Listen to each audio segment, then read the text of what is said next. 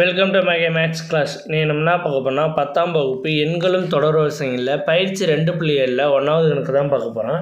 இதுக்கு முன்னாடி எடுத்துக்காட்டு சம்மெல்லாம் வீடியோ போட்டிருக்கோம். அதோட லிங்க் டிஸ்கிரிப்ஷனில் இருக்குது. பார்க்காதவங்க போய் பார்த்துட்டாங்க. இப்போ கணக்கு பார்க்கலாம். பயிற்சி 2.7 பின்வரும் தொடர்களில் எவை பெருக்குத்தொடர் வரிசையாகும். இதில் எந்த நம்பர் இது பெருக்குத்தொடர் வரிசையாக நம்ம கண்டுபிடிக்கணும். அதுக்கு ஃபார்முலா இருக்குது. T2 divided by T1, T2ங்கிறது 9, T3ங்கிறது T1ங்கிறது 3. இதை சால்வ் பண்ணோம்னா 3 ஒரு 3 3 3 9. அதே மாதிரி T3 divided by T2, அப்போ 27 T3 9 T2, இதை அடித்தோம்னா 3. அடுத்து T4 by T3 equal to 81 divided by 27, இதை அடித்தோம்னா 3. இப்போ இது எல்லாமே சேமாக வருது பாருங்கள் 3ன்னு. இந்த மாதிரி சேமாக வந்துச்சுன்னா இது பெருக்குத்தொடர் வரிசை. இது எல்லாமே சேமாக வந்துச்சுன்னா பெருக்குத்தொடர் வரிசை.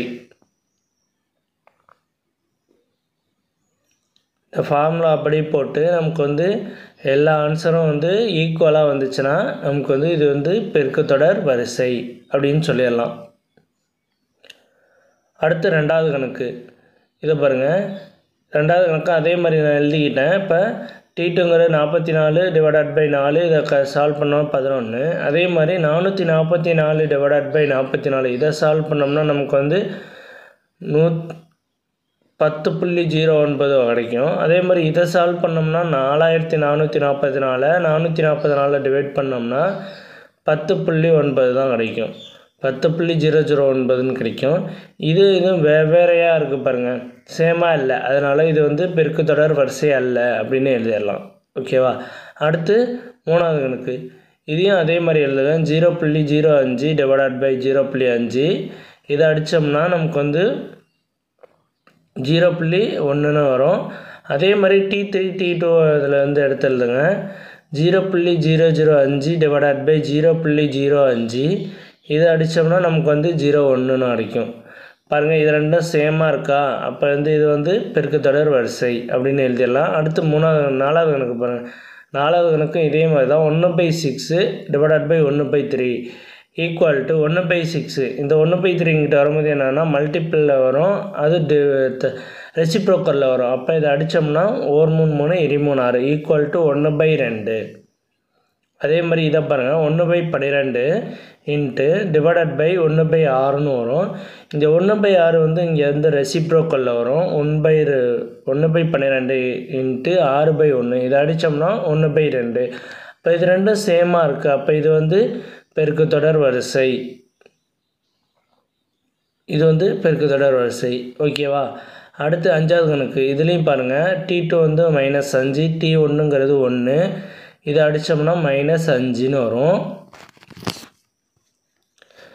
அடுத்து பாருங்கள். இங்கே T3ங்கிறது 25, T2ங்கிறது -5, இதை அடித்தோம்னா -5ன்னு வரும். ஓரஞ்சு 5 5 25. ஓகே. அடுத்து T4ங்கிறது -125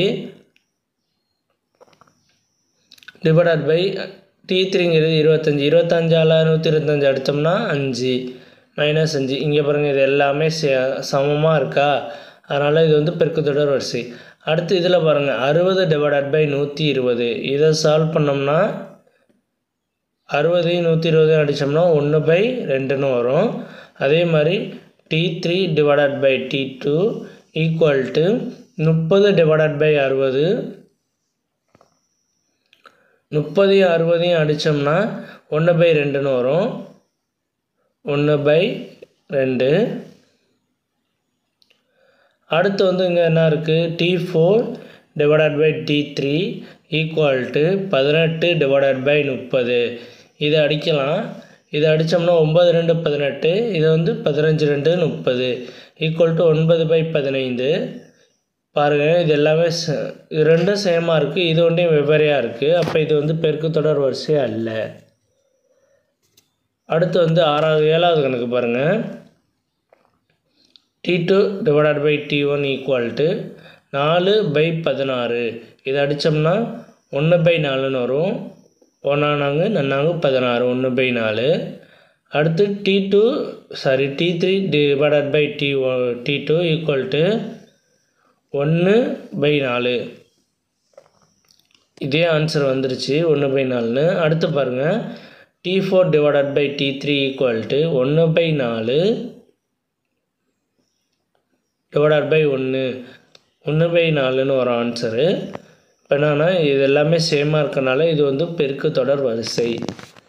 1/4ங்கிறது எல்லாமே சேமாக இருக்கனால பெருக்கு தொடர் வரிசை. அவ்வளோதான் அந்த கணக்கு. நெக்ஸ்ட் வீடியோவில் பார்க்கலாம்.